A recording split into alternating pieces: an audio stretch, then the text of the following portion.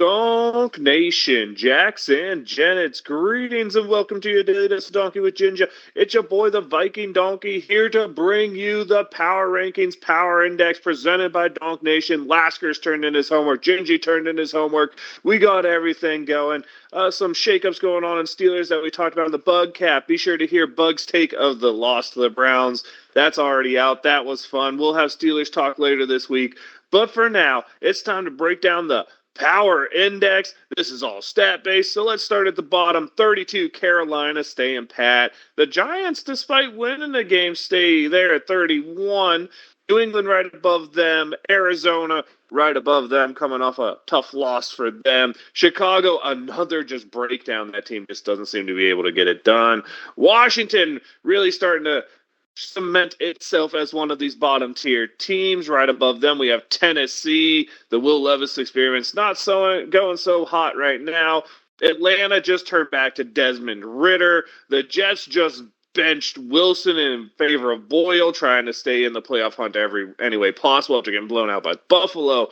The Rams just pulled off a big win against Seattle, and the way the NFC is, they have a decent chance at making the playoffs. You got the Vegas Raiders come in and above that. I mean, reality finally sat in on that team, but they still have an outside shot at the playoffs. The Packers, with a win this weekend against the Chargers, another struggling AFC team, give themselves a chance at the playoffs. Tampa Bay comes in at 20 after getting shellacked by San Francisco.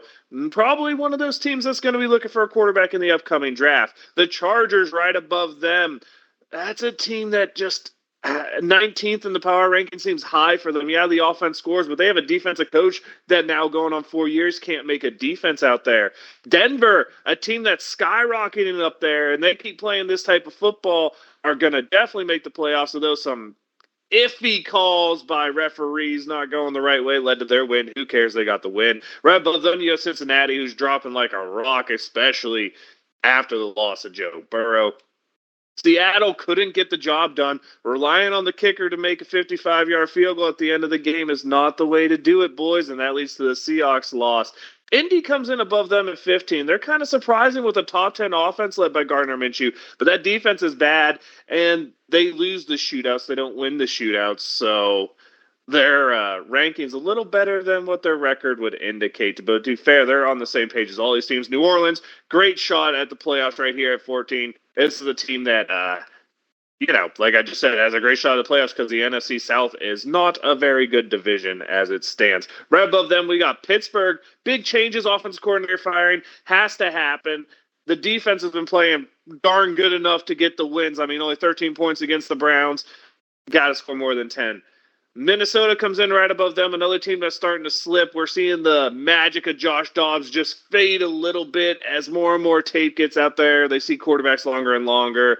Hopefully he can turn it around for Minnesota. Above them, you got Houston, a team with a huge up arrow. C.J. Stroud turns the ball over 3 times, and that offense still finds a way to win. Buffalo, another team that fired their offensive coordinator, goes out and puts up 30 points the first game afterwards. They now break in at top 10. They're 10th. 9, we have Miami. That offense is still explosive. That defense is still a liability. 8, you have Jacksonville. This is a team that, just like last year, not top 10 offense, just outside top 10 offense. I mean, just outside top 10 defense, but just is getting the job done.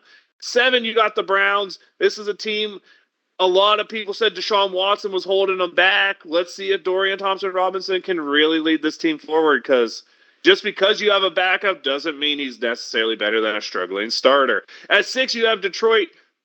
Defense is a little sus at times, but Jared Goff is showing that winning vibe this year, and that can be huge. Another comeback win for them.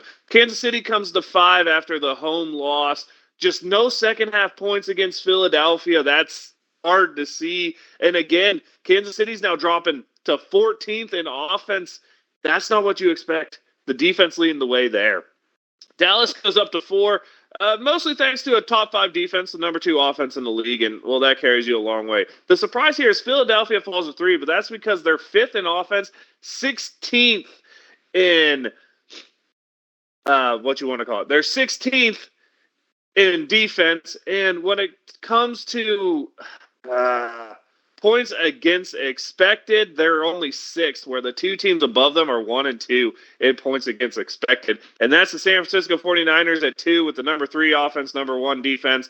After a bye week and getting healthy, boy, did they look really good the last couple weeks. And right above them, perfect passer rating for Brock Purdy. Congrats on that. And right above them, you got Baltimore with the number 4 offense, number 2 defense, and the best team in terms of points against expected still in the NFL. It's a hard thing to do, but they're doing it as it is. And Philly, I really feel bad because you have the most wins. You should be there. Now let's get into Gingy's top 10. We'll go from 10 to 1. He keeps the Steelers at 10, Cleveland up to 9, Jacksonville at 8, Dallas at 7, Miami at 6. We break the top 5 with Baltimore, Kansas City at 4, San Francisco up to 3, Detroit up to 2, and Philly up to number 1. Woo! Laskers, I feel you're very similar in 1, 2, and the bottom 2 again. Pittsburgh, Cleveland, 10-9. San Francisco all the way down at 8 for Laskers. Dallas right above them at 7. Miami up to 6. Jacksonville to 5. Baltimore to 4. Kansas City to 3. A big run of AFC teams right there for Laskers. And then he says the NFC's the class. That's Detroit. That's Philly. You know the power index. It was Buffalo, Miami, Jacksonville, Cleveland, Detroit. Kansas City starts the top 5. Dallas, Philly, San Fran, and Baltimore. That means this week, for the power rankings between Laskers, Gingy, the power index, we have Minnesota dropping out of the top 10. Pittsburgh staying pat at 10. Cleveland holding on to number 9. There is no 18 because Miami and Jacksonville are tied for 7. That puts Jacksonville up 1 spot to get into that tie. Dallas comes in at 6, down 1 spot. You know, the injuries need to prove to not be huge for Dallas. They need to start getting it going. And honestly, I'd like to see Martavis Bryant on the field. That'd be kind of fun. San Francisco moves up 1 spot. They go to 5. Kansas City drops down 2 spots after that loss to Philly, probably deservedly, as the offense just cannot seem to click there. They're down 2 spots to 4. There is no number 3 team as Detroit and Baltimore tied for second, which means Baltimore went up 1 spot. Detroit went up 2 spots to get to that second spot. What can you say there? Effective quarterback play from both of them. And Philadelphia comes in at number 1. They deserve to be there. The brotherly love, tush pushing, can't stop them in a 1 or 2 yard situation team is showing that the inches on the field matter. And until someone stops them, it ain't going to happen. Also, as a Jalen Carter almost had an interception on a spike ball because he watched some kid do it on a high school YouTube video. That's awesome. I wish it would have worked because that would have been amazing. Now, that is it for me. That is the Power Index. Be sure to tune into Steelers Talk. I'm sure it's going to be a fun one, and we're going to be ready to go for the Bengals game. But I am the Viking Donkey. It's Viking_Donkey on Twitch and Twitter. The X, your daily dose of Donkey with Ginger, is the YouTube channel where you get all this fun content. Be sure to tune in. If you missed the Bug Cap, be sure to listen. Bug talked a little bit on this one. But Donk Nation, Steeler Nation, it's that time. Wave them if you got them. Here we go, Steelers.